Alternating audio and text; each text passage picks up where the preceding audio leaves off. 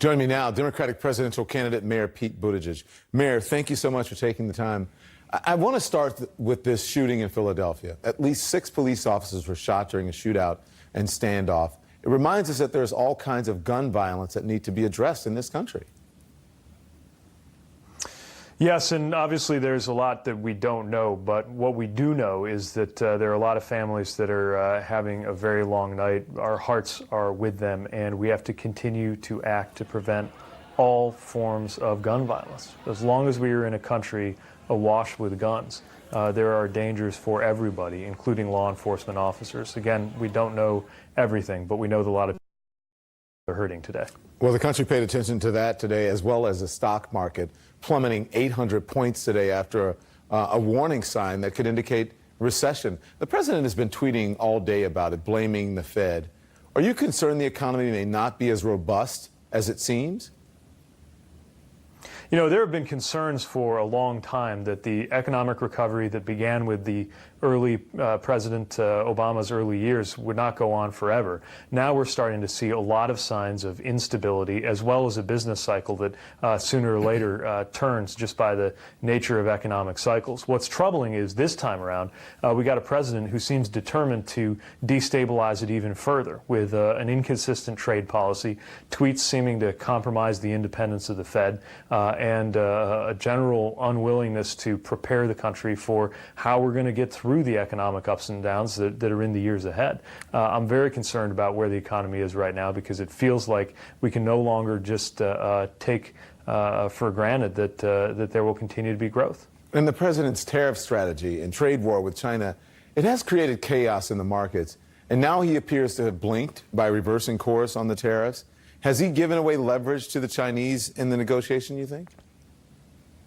Well, the president has a pattern of making a threat and then backing away. I'm sure that a lot of different players around the world have noticed that pattern, and the Chinese will likely take advantage. Look, China famously plans in 10, 20, even 30-year horizons. We got a president who can't seem to keep the same plan from sun up to sundown, and sooner or later there's going to be a consequence to that. You add to that the fact that Americans are already hurting financially as a consequence of the tariffs, which, just to be clear, are taxes that we are paying, in addition to the retaliation from the Chinese side. I'm here in Iowa. Earlier today was meeting with farmers, including soy farmers, who are getting killed, and asked how much longer are we supposed to be taking one for the team, while others are nervously looking at what's going to happen to American consumers. I guess we're supposed to be grateful that he's not going to hit us with this before Christmas. What are we supposed to do after Christmas? Yeah, well, let's talk a little bit more about that, because as you've been touring Iowa, you've been talking about your rural economic plan. What makes your economic strategy better than the president's?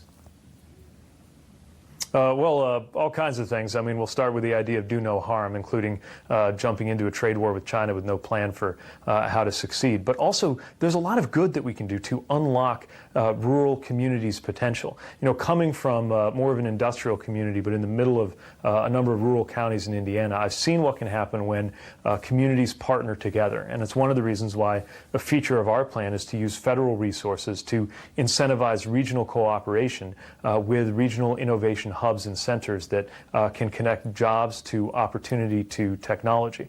We're also proposing to welcome new Americans and new residents into many of these communities by creating a community renewal visa program.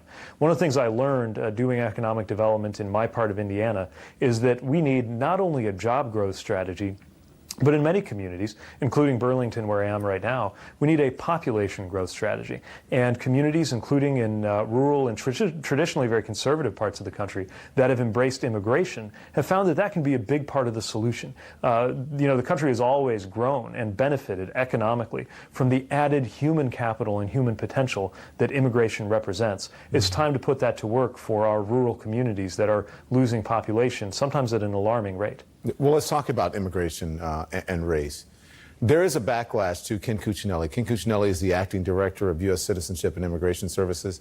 That backlash comes after he offered a revision to the famous poem on the Statue of Liberty, saying, "Give me your tired and your poor who can stand on their own 2 feet, who will not become a public charge." And then he defended it by saying this.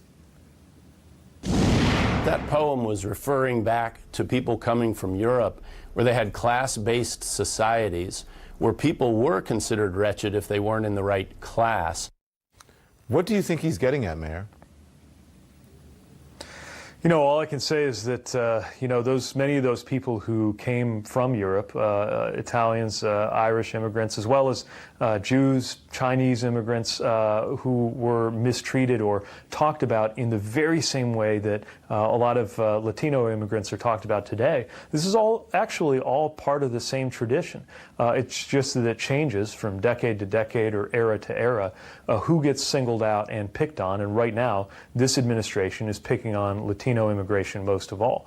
In addition to being bad poetry, it's pretty bad strategy for him. When you're in a hole, you're supposed to stop digging. But it suggests that he just plain doesn't get what immigration is about, which is not only providing a refuge or a place for people to live out their dreams, but also one of the engines that has made America the country that it is. The last thing I would add is, since he had this strange excuse or defense about the idea that Europe has class-based societies, is to remember that today, his administration, the Trump administration and their allies in the GOP congressional delegations, are doing everything in their power to make America a class-based society.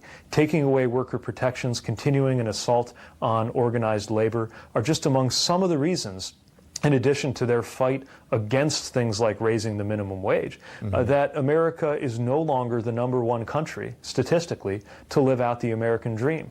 Last time I checked, it was Denmark, and by many measures, we're not even in the top 10.